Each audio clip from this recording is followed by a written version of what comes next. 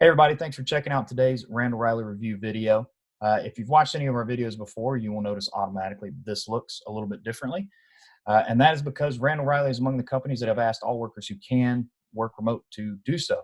So in order to do our part to kind of try to bend the curve, stop the spread of coronavirus, we are working remotely. So I'll be shooting from my home here. As you can see, I'm going to have a guest on here in a minute. So we're going to switch up our format a little bit too. But I do apologize in advance if the video quality is not the greatest because we are doing kind of a teleconference type deal, just shooting with laptop cameras. But we're doing our best to do our part to try to slow the spread while at the same time still provide you with content. All that being said, I am Joshua Miller. Today I'm going to be talking to Jason Cannon. He's an editor for CCJ, Commercial Carrier Journal.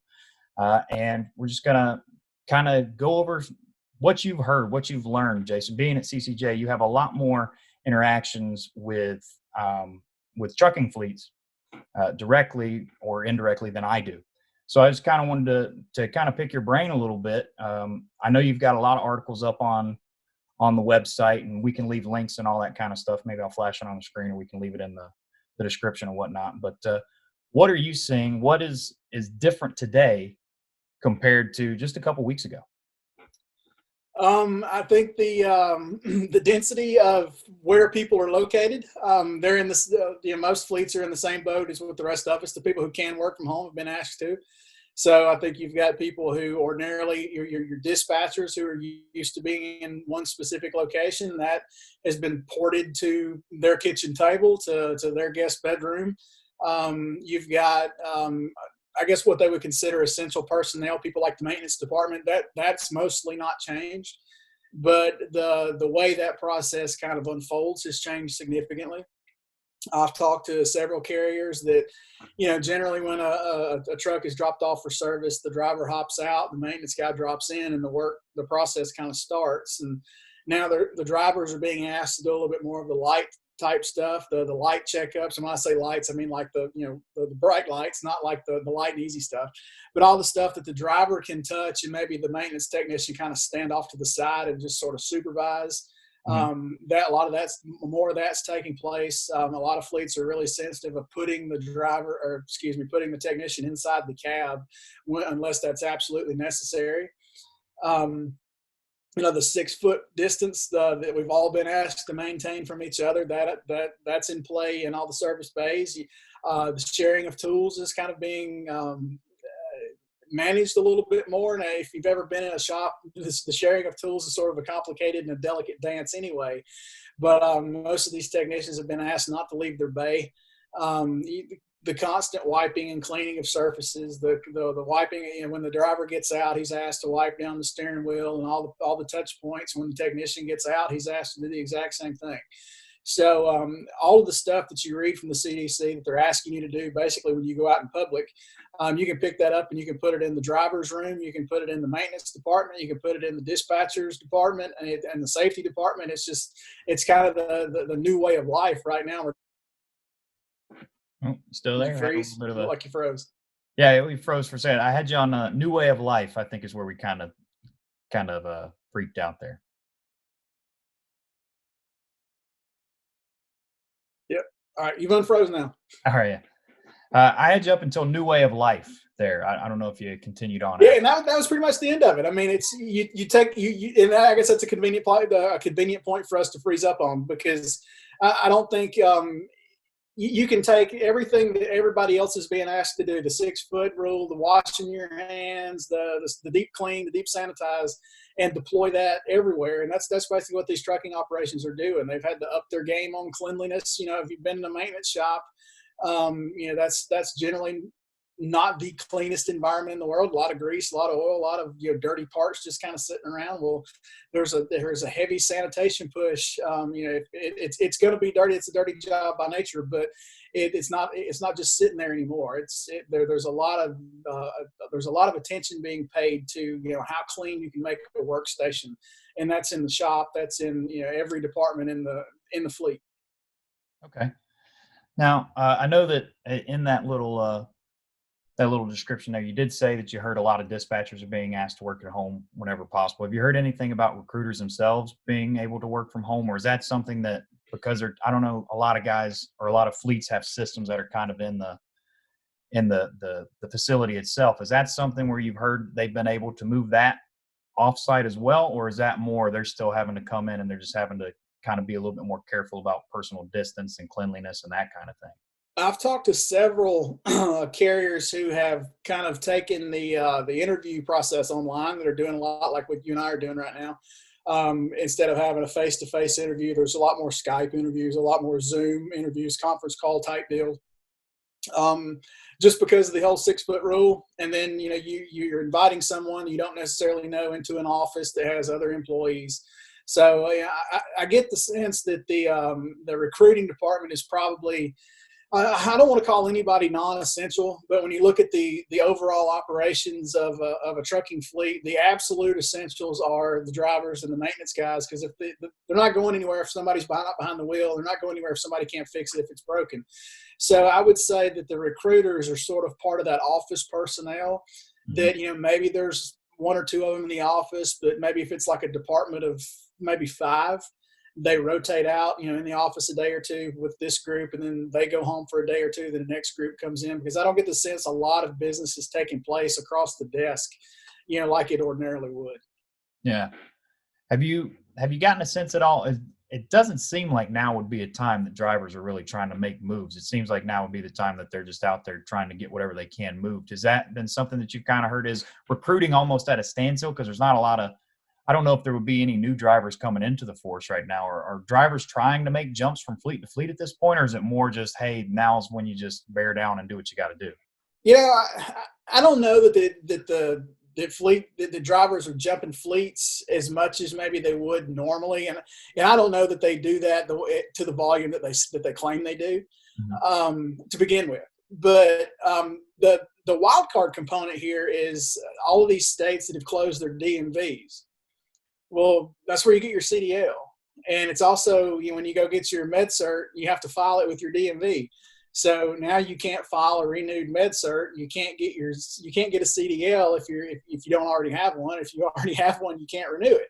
So that's sort of a wild card component for the new people coming in. If you go to like a trucking academy or a trucking school, you'll graduate with a certificate that basically says you've passed the CDL exam.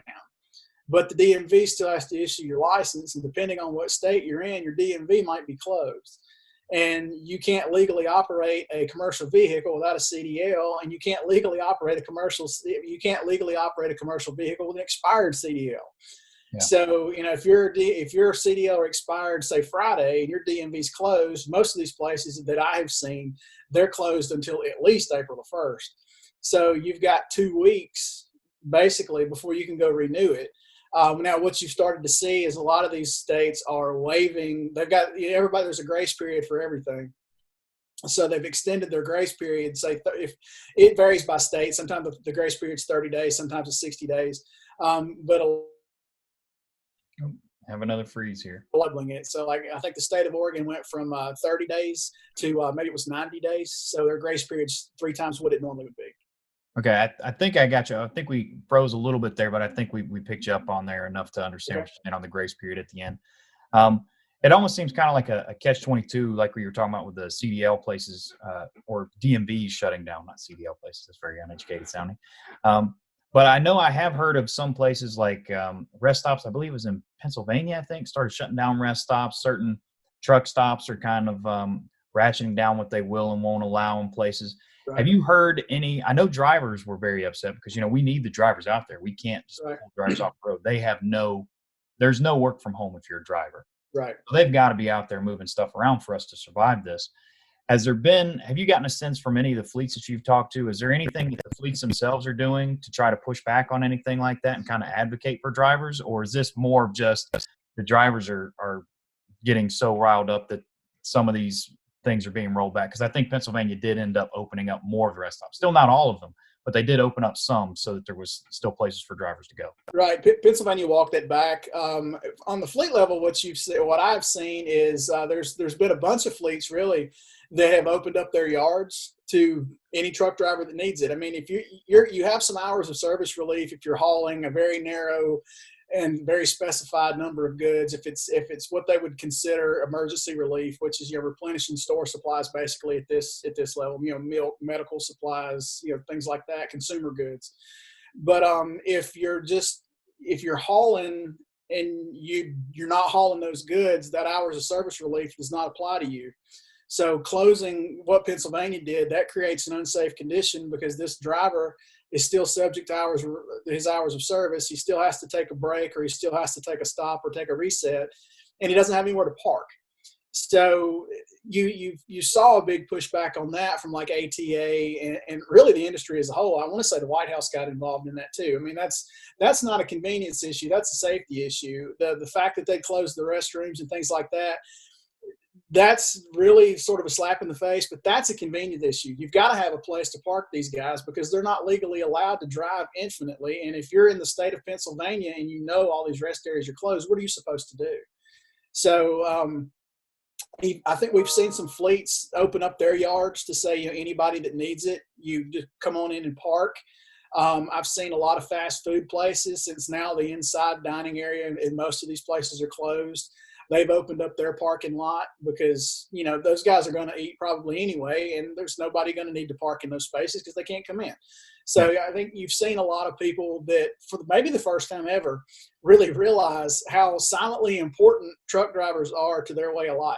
That, I think everybody kind of knows how the stuff gets on the shelves, but you don't really think about it until something like this happens. And you've got, I use the analogy that, for the last, say, 10 days, truck drivers have been dispatched like fighter pilots. If you've ever seen like one of the Top Gun, they're just launching them off the deck of the carrier because the Russian fighter jets are coming in. And that's basically what's happening here. It's anybody with a valid CDL and a good safety record. Can you pick up a load and take it from Walmart distribution center number 1 to Walmart store number 50? I mean, there's a lot of freight moving around for a very specified segment of the industry. It's not business is booming for everybody. We've got some internal data that from a survey that we did at CCJ, that the net is about 13% of carriers have seen an increase in business. I think a lot of people just assumed everybody's making money right now because the way the stores, when you go to the store, they don't have meat, they don't have toilet paper, they don't have paper products, or eggs. So, everybody's making big money now because the stores are out of everything, but not everybody hauls consumer goods. So if you're hauling lumber and stuff like that, your business hasn't changed. And depending on what it is, if it's building material products, it's probably not very good at all. That same data said that about 33% of the respondents said that their business hasn't changed whatsoever. About 27% said they had seen a slight slowdown, and then 20% said they've seen a sharp decline. So you really, out of all of that, the number of people who reported that this is good for their business conditions is the smallest number of people. And you're talking about 13% that said it was good, and 20% said it was a sharp decline. So hold on a second. Had another little freeze. Apologize for that. I think the last part we had you on was the 20% sharp decline. Now, was there anything those companies, perhaps had in common? Like consumer goods would be, I would assume, part of that 13% or most of that 13%. I would assume. Is there anything what's the 20% that sees that sharp decline? Is there something in particular is that just kind of like non-essential things that we don't really need that are almost, privileges almost at this point? Our poll doesn't capture the verticals in which they haul. I think the assumption would be that, to your point, the 13% is probably heavily into consumer goods. It's maybe into medicine, pharmaceuticals, that type stuff. And then maybe the 33% would be in something not tied to that, and something like that, maybe the construction side, maybe it's lumber, maybe it's timber, things like that you can kind of see where the economy's going. So you can make some assumptions based on what's about to happen to housing starts and things like that. So I can't imagine that it's very good to be hauling aggregate right now. It's probably tough to be hauling lumber, roofing material and stuff like that. That's an assumption made on my part. That's not reflected in the data. But again, to your point, I feel like the 13 is probably heavily vested in the retail consumer side, and 33% that said it hasn't changed has probably played in that middle space. And then the 20% that said they've seen a sharp decline are probably on the car haulers. I have talked to a car hauler. It's tough to be in the car hauler business right now. Yeah. Yeah. So I would put them in that 20%. Okay. Now, I want to circle back a little bit because you did say, fleets are opening up their lots to trucks, Right. to basically any truck that needs it. That's something we wouldn't normally see, letting a truck that's not yours come onto your lot and everything. Is there anything else that you're seeing kind of across the board that fleets are doing to try to ease things? Or maybe even is there something that you've heard from a particular fleet that seems to be working that might be out of the ordinary that's happening because of this weird situation that we find ourselves in? Not really. I think that what we've seen is maybe some of the micromanagement of the driver is being relaxed a little bit, because depending on what segment you're in, you just need them to get the stuff to where it's supposed to go. We're seeing some pretty substantial delays at the offload sites. As far as there's several, say, distribution centers that ordinarily would take maybe 5 or 6 doors worth of vehicles at any one time. In order to limit the number of people coming in and out and how many things they have to touch, they may have cut that down to like maybe 1 or 2. Mm-hmm. So we've seen drivers that are waiting for hours and hours and hours and hours, despite the fact that they showed up early to on time, just because the queue of trucks waiting to be unloaded is so long. So in that sort of environment, I think you've got fleets who say, okay, well, you were on time. It's going to take 6 hours. We had you going here to pick up this other load. Obviously, that's not going to work. So ordinarily, I think there would have been we're going to find a place to drop this trailer. They can figure it out. Now it's just you get that where it's got to go. We'll figure out something else to deal with load B, because you're stuck with load A. It just kind of causes a backlog on the fleet side that mm-hmm. you're not done until the load is delivered, and that's not a business condition that's changed. But usually there's sort of a baked in 2 hours of detention. I think that's pretty much the industry standard. Everybody hates it, but everybody understands it. And it's my understanding, depending on where you are and what you're trying to offload and where you're trying to offload it, that 2 hours is like on a good day. I mean, it could be substantially longer than 2 hours. And all that does is it backs up everybody at the operation, because they plan on these guys leaving one place, headed someplace else. And that complicates it a little bit when they don't know, okay, well, this place usually has a 90-minute unload or 90-minute detention, 2-hour offload, something like that. So they kind of got an idea, well, that's 4 hours of dead time. Well, now they don't know. That may be 4 hours. It may be 8 hours. It may be a day and a half. Okay. Well, I think all of this has been very interesting. It's definitely more than I have been able to dig up on my own. I do want to thank you for talking to me today. I know you're probably busy. You got a lot of other stuff going on. But I would say maybe before I let you go, is there, I know things are changing by the day, most definitely, almost by the hour. But is there anything when you're looking out a week from now, 2 weeks from now, however long this lasts, is there anything like that you can take away from this that you think that maybe what we're doing now is going to impact what happens in the future? Or is there anything that you can see coming down the pike that's going to hit us that we haven't gotten to that step yet, if that makes sense?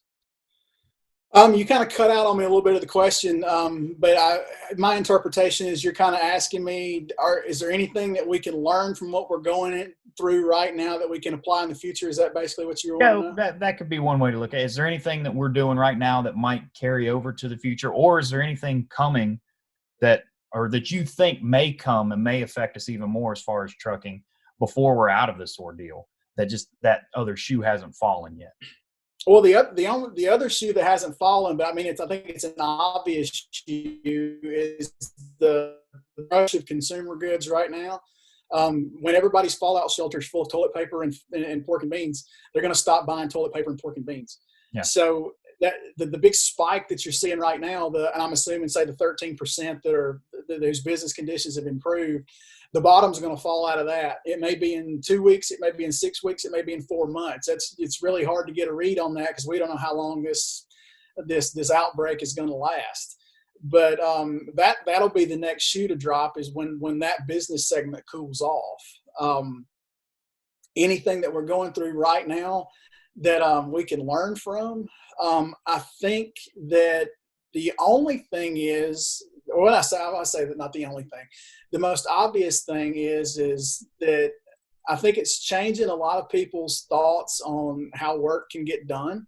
Mm-hmm. There's a lot of people who think, my job, I can't do my job from home. Or maybe your manager thinks this is an on staff. This has to be in here because we need to look at each other. Now here we are, you and I are 65, 70 miles apart, and you kind of get a feel for how non-essential some of this the being in the office is. Yeah.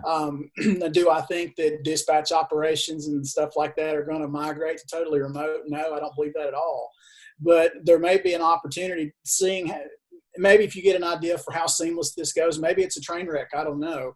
But, if you're able to successfully pull this off, does it change how you dispatch your vehicles? I mean, if you had one terminal that was dispatched from your terminal manager's bedroom successfully for 2.5 weeks, is there an opportunity to consolidate that? Because maybe you don't need one at every terminal because he did his terminal from his house. So could you manage multiple sites from one location? I don't know.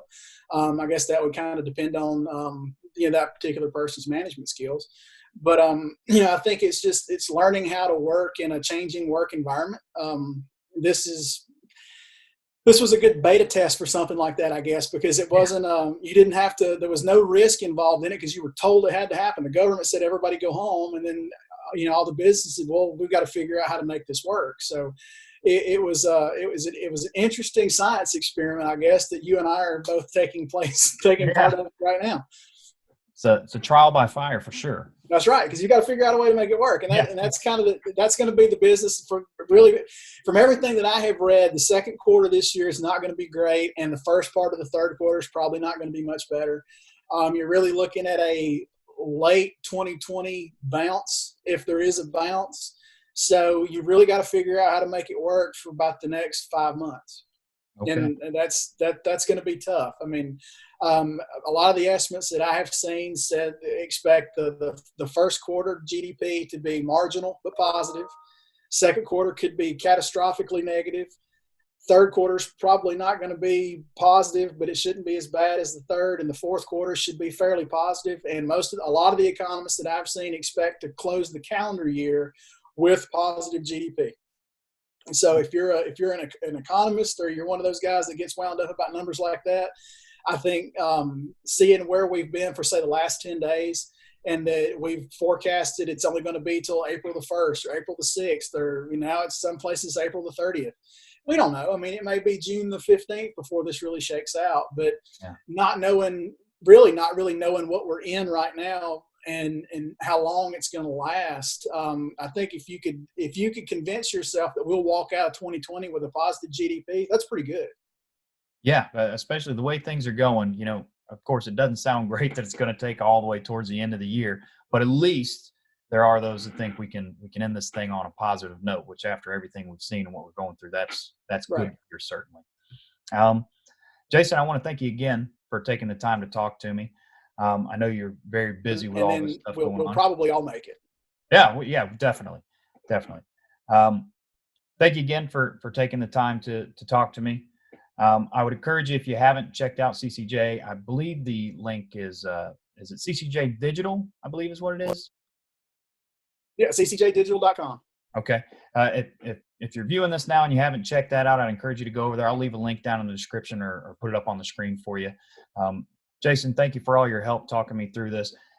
If you see any major changes or anything because of this, we're probably going to have to switch up how we run things and how we put out content. So I would imagine this probably won't be the last kind of teleconference call that I have going on. So if you have any new information you want to talk to us, it'd be great to talk to you again. Keep in touch. Thank you for joining me to talk. And if you're viewing this, thank you for joining us for the video. We will hopefully see you next week with another video, giving you more content. Until then, everybody stay safe and good luck.